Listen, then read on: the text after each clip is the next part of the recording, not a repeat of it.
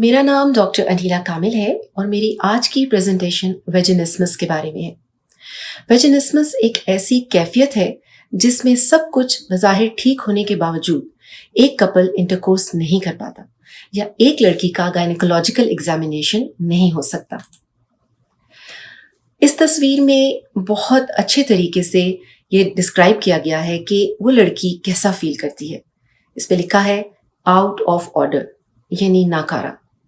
अब कुछ अगली स्लाइड्स की मदद से हम इस मसले को सुलझाने की कोशिश करते हैं।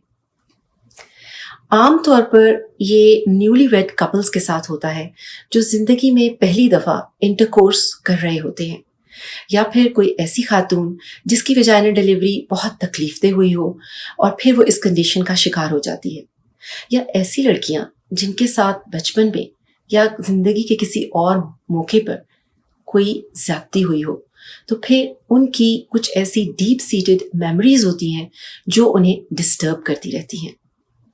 वे फॉरवर्ड क्या है और ये होता कैसे है? ये होता इसलिए है, जैसे कि आप इस डायग्राम में देख सकते हैं कि एक तरफ एक लूप बनी हुई है और दूसरी तरफ एक परेशान वेजाइना है। इस वेजाइना को पे अगर आप पहले गौर करें तो इसके सेंटर में एक ओपनिंग है और इसके साइड पर इसके लिप्स हैं और फिर स्किन है। हम सबको ये पता है कि जो हमने पहले डायग्राम्स देखी हैं अपनी पहली प्रेजेंटेशंस में, कि वेजाइना एक ट्यूब की तरह होती है जो कि फ्लेक्सिबल ट्यूब होती है और इसकी जो वॉल्स हैं इन पे पतले पतले थिन मसल्स होते हैं।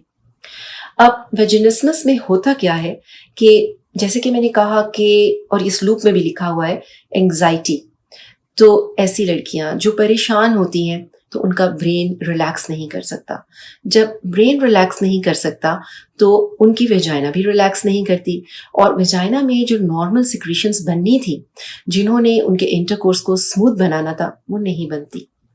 इसके साथ इंटरकोर्स बहुत पेनफुल हो जाता है और साथ ही जो मसल्स हैं वेजाइना की वॉल्स में, वो गैर इरादी तौर पर यानी ऑटोमेटिकली कॉन्ट्रैक्ट कर जाते हैं, जिसकी वजह से ये जो ओपनिंग है ये बहुत नैरो हो जाती है।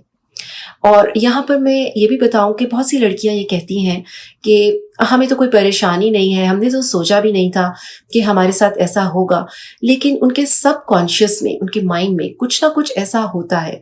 या तो वो इस प्रोसेस को बुरा समझ रही होती हैं या फिर कोई रीज़न होता है उनके रिलेशनशिप में जिसकी वजह से वो रिलैक्स नहीं कर पाती। और इसमें ज़्यादा जो एलिमेंट होता है वो यही होता है कि वो इस एक्ट को ही एक्सेप्ट करने में कुछ टाइम लगा देती हैं, that they have to do it now. उसके बाद ये साइकिल चलता रहता है। एंजाइटी हो गई, वेजिनिस्मस हो गया, इंटरकोर्स में पेन हो गया और फिर ये खौफ और पेन का cycle over and over repeat होता रहता है, जिसको हम एक लूप पैटर्न कहते हैं। अब इससे क्या होता है, रिलेशनशिप में प्रॉब्लम्स आ जाते हैं, जैसे कि इस डायग्राम में vaginismus.com वालों ने बड़े अच्छे तरीके से ये बताया है कि दोनों में से हर पार्टनर यही समझ रहा होता है कि मेरे साथ ऐसा क्यों हो रहा है।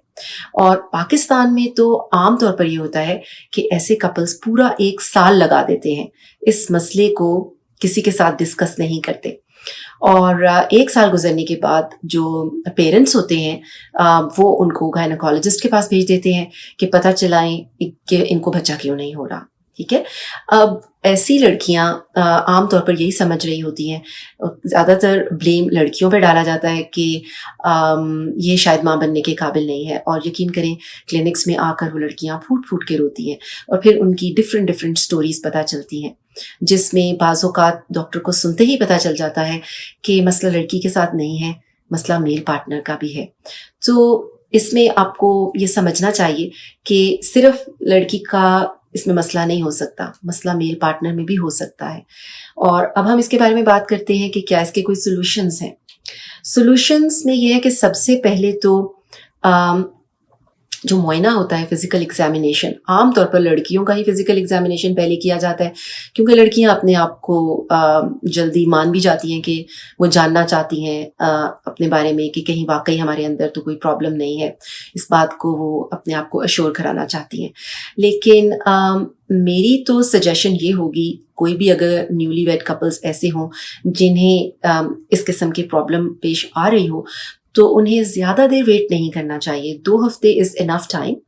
2 हफ्ते में के बाद भी अगर वो कामयाब नहीं हो रहे, तो उन दोनों को इकट्ठे एक किसी अच्छे डॉक्टर के पास जाना चाहिए। पहले तो आपस में डिस्कस करना चाहिए।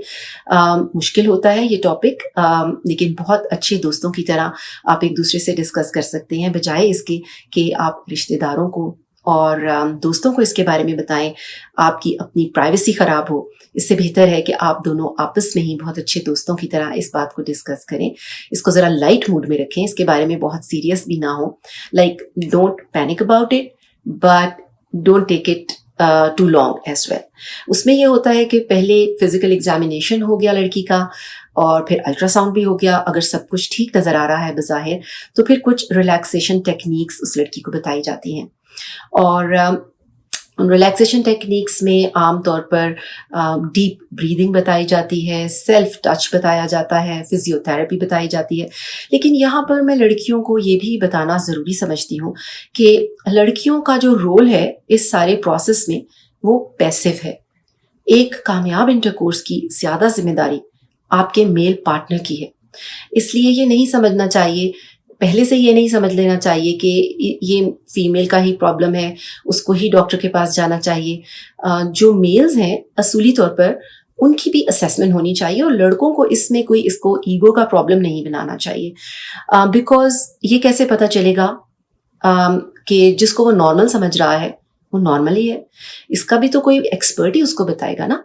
तो इसलिए इसमें ईगो का मसला इसको नहीं बनाना चाहिए, क्योंकि इससे एक कपल की हैप्पीनेस ख़राब होती है और खामखा की एक एडिड टेंशन बन जाती है। सो दिस वाज इट जो मैं आपके साथ शेयर करना चाहती थी। टेक केयर एंड अल्लाह हाफिज़, और फिर इंशाल्लाह किसी प्रेजेंटेशन में आपसे मुलाकात होगी। बाय।